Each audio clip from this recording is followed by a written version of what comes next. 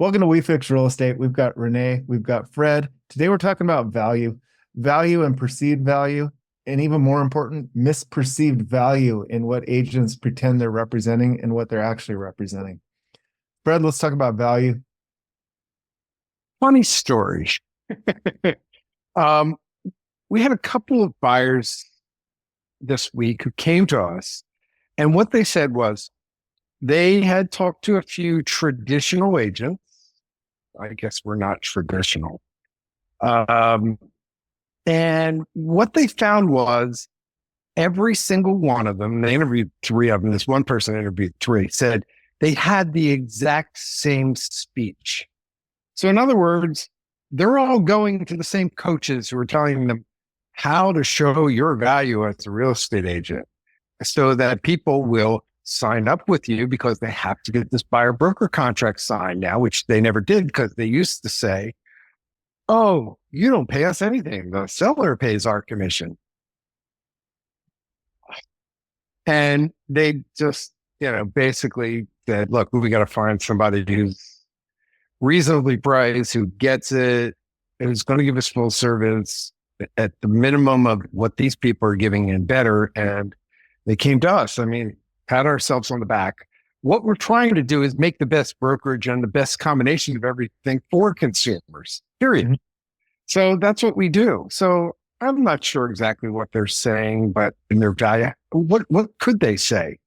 Other than, hey, we'll do a great job. We'll make sure the contracts are done right. We'll negotiate.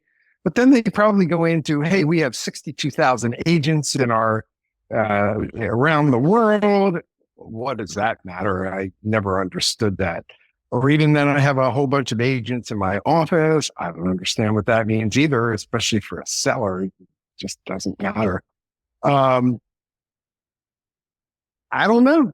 So if any of these agents want to come on our show and talk about what their value is and why somebody should pay you 2.5% or 3% of the sale price, which is basically what it's business as usual out there. Mm-hmm. I don't know. But the interesting thing about our value is we've won now a couple of deals this week because we've waived the buyer broker fee. I even had an agent come back to me after we submitted an offer without one saying, oh, you must have forgotten the buyer broker fee. I said, no. So now take a $2 million house. 2.5%, 50 grand. We charge just under 10. So as soon as you submit your offer, you're now $40,000 ahead of every other offer. Hello? It's all about price. It's all about the net price. There's our value. And the fact that we just work out of slack and we know what we're doing and we're two brokers driving on every transaction. And, the biggest difference between us and them though, is that we're not going to go around with you and see every open house and, walk through the houses. It's really a waste of time because we want you're going to know if you're going to like a house or not. Then you get into the nitty gritty details. Then you look at the disclosures, the inspections. I'll give a little bit of my argument here. I think it all boils down to like a tipping problem, right?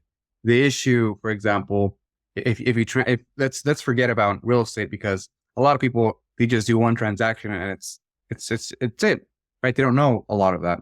So I think it's really bad for the consumers to only kind of have the concept of commissions through real estate.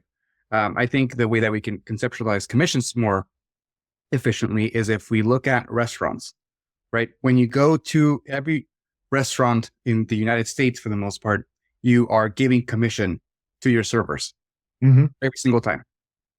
And right now, if you swipe every little box which you pay for a credit card, they say 18, 20, or 22% commission. And that's what I'm saying.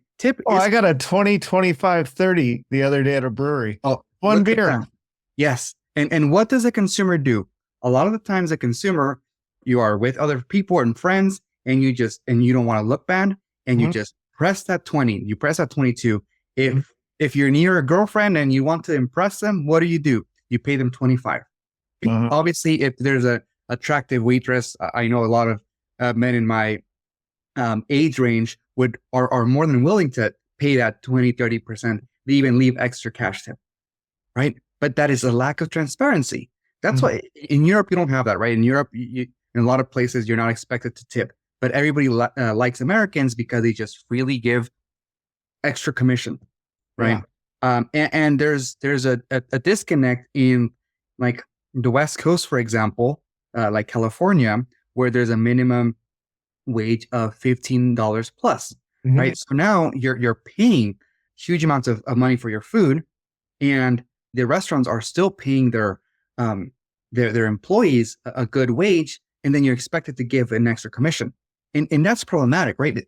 In other parts of the country, that minimum wage is much lower, so the commission makes sense because it's more interconnected to, oh, this is the livelihood of the waitress, of the server, right? And even then there's a disconnect, right? I don't think that should exist. I don't think that people should exist off of just tips and commissions. In California, a lot of places, and there's starting to be some sort of shift in some areas where it's like, oh, we don't want the tip because, okay, guess what? We have higher minimum wages and that's it. Or even living wages. Exactly. Where you're at a restaurant and you're making good money. And then there's the idea of like, well, should there be living wages for, like, let's say, I mean, that's another story there, right? But if you talk to McDonald's, like McDonald's historically been thought of a place where it's not supposed to be living wage. Now, do I agree with that idea? Well, I mean, my first job was working at a church chicken back, right? So it's like, I never expected, it was like for 3 months, it was a summer. I never really expected, oh, that's going to be my living wage. But at the same time, there was people twice my age working there who said they had been working there for, 10, 15 years. Yeah. So even though even though it was not intended as a living wage, the reality is that a lot of people are, using those jobs as living wages. So I think to put it in perspective, it's about the fact that whatever value you're bringing, it's a hidden cost. Did the server do a great job? Absolutely. But you're hit with a 20, 25, and it's not, and it's not something that we agree with, right? We're not told in the beginning, hey, by the way, there's going to be a 25% extra charge. The only time that happens is when there's a party of 20, 30 people, right? 6 or more, many times. Exactly. That's the only time that restaurants are transparent about commissions. It's the same way in real estate, right? It's going to be a really minute percentage of companies and brokers and real estate agents who are transparent about what they charge. And that's part of who we are, right? Are we the best? I mean, there's a lot of people out there. I'm sure there's great real estate professionals out there that also say, hey, I charge this. And I think the problem is going to boil down to the fact of, does the real estate professional actually say, I charge this? Because if I went to a restaurant and they said, hey, just so you know, like, you're going to have to pay 25% for tip, I would just not walk in there. And I've left 50% tip in some restaurants before, right? But that's not the point. The point is that, like, you know what you're getting into. Hey, I'm not accepting tips. Right? Hey, I'm not accepting commissions. So I think that's a better kind of differentiator there. And some agents, I mean, first-time home buyers. Yeah. They need a lot of help and a lot of hand-holding. And if they request that hand-holding, the time you spend with them is not free. You don't just magically make money just by helping them, right? I think that's that one thing of value. Like, they're hiring a chauffeur they're going to get in the back of their Mercedes and drive around for 20 hours looking at houses. And that's got to be compensated. Well, exactly. Yeah. So, and that's why, like, I bring back the idea of like commissions and tipping. It's like, there should be a transparency cost associated to them. And the problem is that our commissions are just sent into one, black hole of like, oh, that's my value, I'm charging it. A lot of consumers don't need that, or they're not requesting them. So to a certain extent, getting rid of commissions would harm first-time home buyers, but it's a means to an end of there's transparency in how you're charging consumers. Because a lot of 2-3 time home purchasers, they shouldn't be paying 2.5%. You don't need, you're not asking for that help, but they're still being charged that. And a lot of first-time home buyers, if you stay just in tune to doing your research online now from Redfin and Zillow, you're also not needing the same hand-holding that your grandparents used to need into purchasing. right? You can Google through TikTok, you can Google through, all the AI components to verify a lot of the things that you're asking. So you don't even need, like, you're comparing the value that agents provided 20 years ago to the value that agents provide now. You can't lie. Like, anyone who lies about the fact that the value is lower is lying to you. Like, I would never say that, like, hey, I'm providing the value that I provided your grandparents 20 years ago, because that's just not true. Do I still think that I'm better than a lot of agents because I have a really good memory and I don't forget things, and I'm really good at kind of knowing the scripts of agents? Absolutely. Better than a lot, because I'm not just like your friendly realtor from a neighborhood. Like, I do business all over California, all over Washington, and it's a hard job to dissect different communities, right? But it's something that a lot of agents can't do, and guess what? I can do it. And it just takes a little bit more hard work, but it's doable. And that's the value that, our agency really gives, right? And Fred, I think. And we communicate it through Slack. Phone calls, and that is such a difference maker. Yeah. One thing that I'll talk about Slack, right? Slack is really good for bigger teams when you want to connect with people. I know that a lot of people that are old school and they want to have a phone conversation, and that's understandable, right? Some people don't even have cell phones, especially for the older generation. So it is important, I think, to have that cell phone that, like, if there's an emergency, when you go to like any sort of, like, I think when you go to even to Disneyland, I think you still have to sign in a waiver and, like, have a phone number, emergency contacts or whatever, right? So, you're in a Disneyland, you need the full app on your phone to, like, get on the lightning round and figure out where the rides are. It's hard to navigate in Disneyland without a phone. Yeah. So I think agents and consumers should always have a cell phone available to them, right? I think that shouldn't change. I know that Fred hates this, that Fred is like, I hate cell phones. But no, I don't hate them, but I like everything in writing. It's the other way around. Absolutely. Yeah. No. And I think that for important things, it should be in writing, of course. So I think some people realize that we're not saying like, oh, we're only going to do Slack, but it's more of phones should be used for emergencies only. And we need other forms of communication that helps you navigate as a consumer when there's more than one party in that deal. Right. So, like, I want to say something about Slack here and give you guys a plug. Yeah. And if you got, for all the prospective buyers out there, these guys have one of the most, like, dialed in standard operating procedures for onboarding clients, for doing a streamlined technological workflow that really just makes the process so much quicker, so much easier, and just a breeze. So yeah, thank you for the commercial. No, and there's a reason I mention Slack all the time. It's good. And a big part of that is that when you have, like, more than two people in a conversation and you can't call, calling three-way is a headache. Now imagine making a four-way phone call. It's just a nightmare. Slack has the ability to create huddles in which you as a consumer, you just opt in, you're logged into a call, and you're waiting for everybody else to hop in. And if someone doesn't answer immediately, it doesn't go to voicemail. You're just there in the call until someone responds, and they get pinged, periodically, and you can recall them again without exiting and then going back. Right. So that right there just makes it so that it's easier for the consumer to get answers quickly. If I'm not around to answer the phone, well, guess what? Fred is still there, and vice versa. That's almost like the old Nextel, like push to talk, where you can just immediately. Oh, I remember that. Yeah. I had that on a BlackBerry. So put those two together. I still now it's old school. Yeah.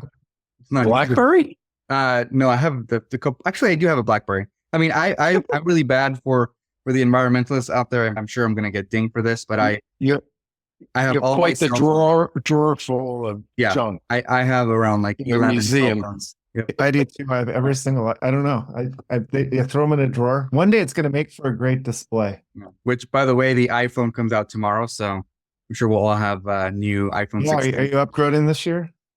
Fred's going to upgrade me. I'm not, because here's basically the only difference between my 14 Pro Max and the 16 Pro Max, and that's what I have. Tell me.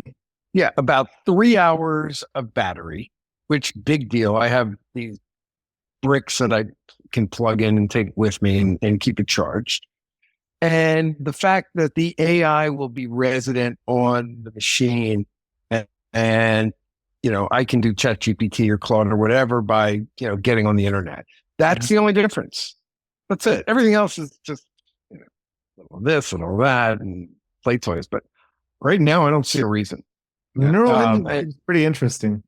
Well, I yeah, have it as interesting. well, Right, so. exactly. It's more of a not gimmicky, but for the nerds, yeah, they're going to want to do it. But for like just right under the nerds, I don't see it. It doesn't do it. Usually, I do the every 2-year upgrade. Yeah, Um, that was hammered into us for many years. New every, Yeah, and I'm but new every 2, and it's been and there's all these things out that the 17 is going to be completely different and revolutionize. Blah blah blah. So, and the pictures, we don't do that. We don't take pictures with our cell phones for your listing. Okay. So it's not about that. So I don't need this kind of fancy schmancy camera. So those are the reasons. Okay, so we've got one person getting it, one person passing, and I got to say I'm still on the fence, but No, René's not getting it either. very tempting. No, because Fred's getting it for me. No, I have it. Well, What's that? I have the 12. Oh, That's right. Yeah, you got to get out of the 12. That's a little too old. But it's not your primary phone, though. No, I use a Samsung, the Fold. the trifold that just came out. No, I have the old one. That one's also old. I have like the Note, the Fold S2 or something like that. The Z Fold 2. What's the that I haven't seen that. That one's just Let come. me see where it is. Oh, That's a couple grand. Isn't it that trifold one? yeah. I don't know if you can see it. Oh, Oh. you probably can't see it because No, it's take it back. front. Put it next to your face or right in front. Yeah. Don't. Look at them. There you go. So it Wow. opens up and folds. But that's only 2 folds. Yeah. So there's an old one. Yeah. Okay. Yeah, that's what you're saying. It's not the new one. Yeah. Like, Anyway. I don't know. You might as well buy an iPad for $500. Carry that around along with your phone if you really need something big. one of those people at the concerts with their iPads held up trying to record it. Yeah. No, I mean, if you need a big phone to see things, you need something other than a doubled phone. Oh yeah. That's what I'm saying. Okay. Yeah, everybody's got individual needs and individual choices. There's so much out there, and it's part of our economy. And to circle it back to real estate, I mean, especially Arrivva in general, it's constantly improving. It's constantly streamlining the processes, constantly making things better and embracing new technology. We may be not yet ready to embrace neural processing, but we're doing everything we can right now to make sure that everything that you're doing, this is a plug for me, but we're Arrivva's lockstep in AI and making sure that the listings and everything is accessible for Search GPT.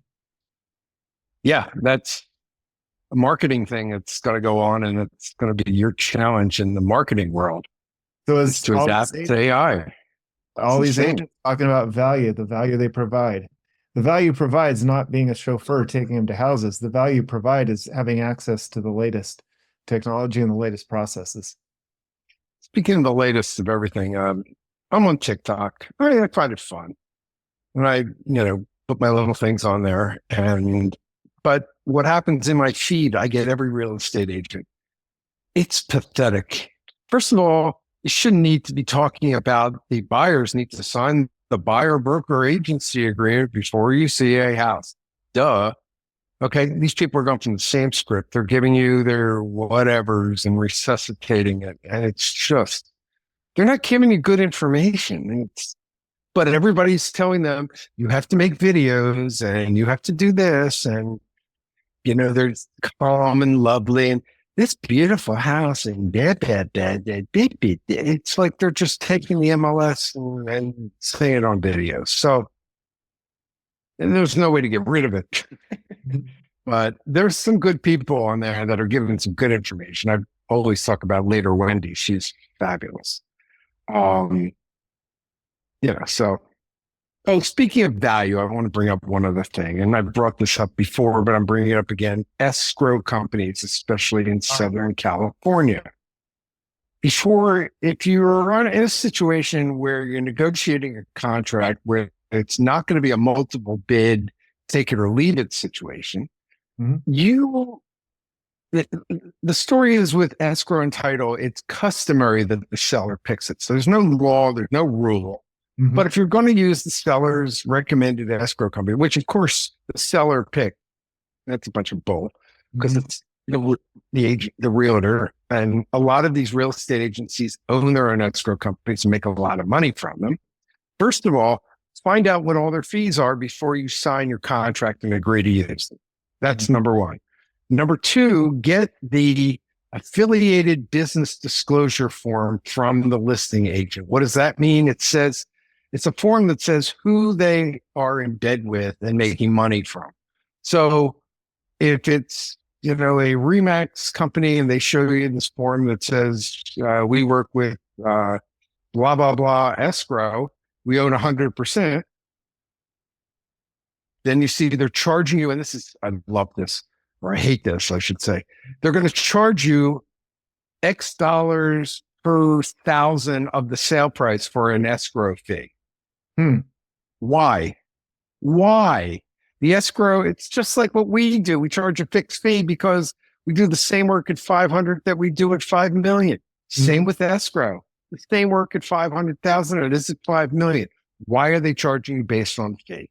Because they want to make money. It's disgusting. Absolutely disgusting. And they're arrogant about it. Plus, these escrow companies make you sign these escrow agreements that if you use, like we use Fidelity up all over the state, but primarily this is what happens in the Bay Area. It's the escrow and title are together. It's the title companies who have escrow people working for them. So like Fidelity charges a flat fee of $1,000 per side. So it's $2,000 for escrow. That's it. Every deal. Doesn't matter. And, these escrow companies in Southern California, and they don't have you sign a form. It's just, that's what they do. In Southern California, not only they have you sign this like 10-page form where you waive all your rights and then assume that they did nothing. And also they want to then, whenever you make a change to an agreement, say you got a credit for $1,000 because of repairs, you sign an addendum between buyer and seller. That should be it. No, these escrow companies want you to sign their escrow form to say that you're allowed to do this. It's like, no, we've already signed a contract between buyer and seller. Why are we signing anything with an escrow company? You know what you're supposed to do. Drives me absolutely crazy. And there's absolutely zero reason. And, Fidelity, they don't do that. There's no reason to. Yeah. The contract is between buyer and seller and it has nothing to do with the escrow company. The escrow company is just there to facilitate the closing. That's it. Hold the money. Do what the mortgage company wants you to do. Come up with the CD. Send out the person to do the signatures, and that's it. That's what I mean. Question. So I can see when the brokerage owns the escrow company, they're making a profit. Is it legal for a brokerage company to get into a contract with an escrow company and get a, like, for lack of a better word, kickback or a referral fee? Well, you have to do it right. There's a right way to do it. But a lot of these companies, there's a company in DC that just got dinged by the Justice Department and had to pay back like $3 million. And they were doing all kinds of crazy things with agents and paying them in one way, shape, or form. But it's illegal to just say, hey, here's $50 if you give me a title or an escrow order. Called RESPA, Real Estate Settlement Protection Act. Read it. Google it. Chat GPT. Bought it. Bought it. Now, for title, is title insurance based on the age of the house, or is that just a flat fee? No, that is based on, it's an insurance policy. So they're basing it on the price of the house because that's how much coverage they're giving you. So, because if you bought a policy for $50,000, it's a lot less than if you bought it for $3 million. That makes sense. They're taking the risk. Yeah. So they're judging the risk based on how much risk they're going to take. But wouldn't the risk be riskier if the house is like 100 years old and it's been through 50 owners? It's all computerized. Okay. So, but that's their job, to search every deed. Okay. Go back in time. Because when you buy title insurance, it covers you from the day you bought the property on back in time. That's why you have to get title insurance again when you refinance your mortgage, because nobody knows what you've done from the time you've settled on the house to when you're refinancing it. Now, there's easy ways. They just search the title, and there's been talk about just having lawyers do it and do it cheaper. And I'm all for that. But right now, the process is got to get title insurance for the loan amount. Okay. So. Well, as always, very informative. Thank you very much. Our pleasure. This is what we do. Renee, any last thoughts as we're wrapping up here? If you're tuning in here, try to dress a little bit more like Drew. Looking fly today. I got my Exactly. actually went with a Brixton shirt instead of the black shirt. So I had to mix it up a bit. Mm-hmm. I don't know. And René's got his shirt from Animal House. Oh yeah, they call Just says college. You snuck the UCSB in there. mm-hmm. Even though it's a party school, he actually learned something there, I think. So the number one party school still, isn't it? I think they shut that down, so we're not even number one anymore. No, I think last year you did continue to rank number one. Back? Or you're in the Awesome. top 5 for sure. Beautiful. So, Well, literally, you could live in the dorms on a beach. Yeah. And surf every No, day. I think it's definitely one of the best campuses in that nation. I mean, Oh God, it's gorgeous. Yeah. our dining halls for freshmen are by the beach. Like it's like 30 steps down. It's like going to your garage. Like that's the beach. Campus Point? Yeah, Campus Point's pretty far away. Oh, is it? I think so. Well, I guess there's different. I don't know. That's the only place I Yeah, surfed. there's different Campus Points. Hmm. Yeah, no, I mean Oh. everything. Library. Anyway, hey Drew, did you make it down to the surf championship? I didn't. Bummer. Yeah, I was stuck in 98-degree weather drinking hot wine. Ooh, on purpose? Yeah, it was a wine pickup party. In it. What does that mean? So when you're Ben Verbal Wine Club, they'll have a fall release and a spring release. Right. And the pickup party was in Fallbrook, and they had 3 time slots, and we did the 10 o'clock. So we were supposed to go from 10 to noon, and you can sample all the wine. There's music, there's food. So it's usually an event, but usually it's in the fall and it's about 65 degrees. When we arrived in Fallbrook at 10 a.m., it was 98 degrees, and they had the tent set up on synthetic grass outside with a jazz band playing. But on synthetic grass, it had to have been 112. And I was we were the youngest people there by 15, 20 years anyways. I'm surprised people weren't dropping dead because the food was supposed to come out at 10. The food didn't come out till 11:40. We were sitting there with red wine and 98-degree heat. And I was like, on my watch, I'm like, it is hot. Yeah, it was. Yeah, you weren't putting ice cubes in the wine, that's for sure. I did. I did. It was that bad, huh? I enjoy a nice iced wine. Especially almost, yeah. So no, missed the dog surfing competition, but if you saw it, it was good. I did see some videos of it. Cool. Okay. All right. Everybody stay cool, stay warm, or stay whatever temperature you want. Stay where you need to be. Yeah. Right. Bye-bye.